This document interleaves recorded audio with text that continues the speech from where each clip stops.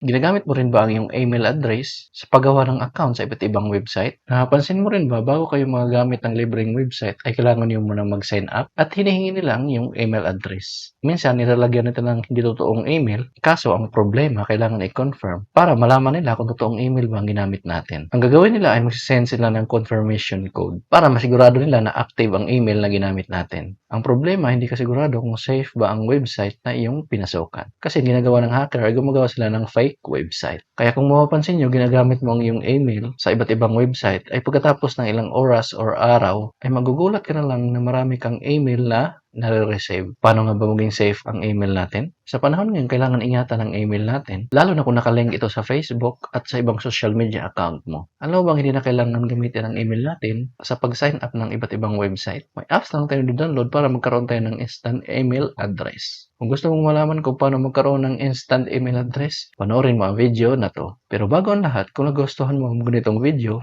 huwag mo kong kalimutang i-follow para updated ka sa mga bago kong video. Una, punta tayo ng Google Play Store. Ayan, kung mapapansin nyo, naka-blur yung application. So, ipapakita ko na sa inyo kung paano i-set up. And pagkatapos ma-install, open lang natin.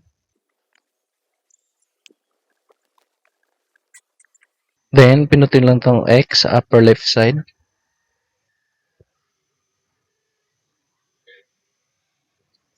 Ayan, so ito yung your temporary email address. So, pwede mo siya palitan. So, halimbawa, pinutin lang tong change. Then, are you sure? Then, pinutin tong yes. Ayan, so pwede mo na siyang kopyahin. So, copy lang natin. Ayan. Then, kunwari, ginamit mo itong email na to sa ibang website at magsisend ng confirmation code. So, ang confirmation code, dito mo marireceive sa inbox dito.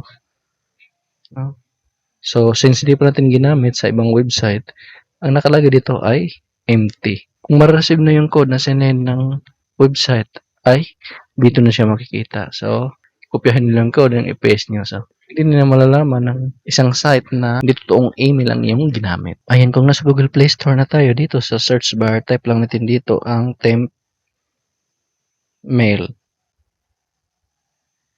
Ang pipiliin nyo ay itong pangalawa. Ayan, so ito yung temp mail, temporary email by Privatex Limited. Ayan, then meron naman pala siyang 10 million downloads. Then, i-install nyo lang. Pagkatapos nyo ma-install, tundan nyo lang kung paano ko siya sinet up. So, ganoon lang kadali. Paano magkaroon ng instant email. Kung nagustuhan mo ang video na to, huwag kalimutang mag-like, subscribe, at hit notification bell para updated ka sa mga bago kong video.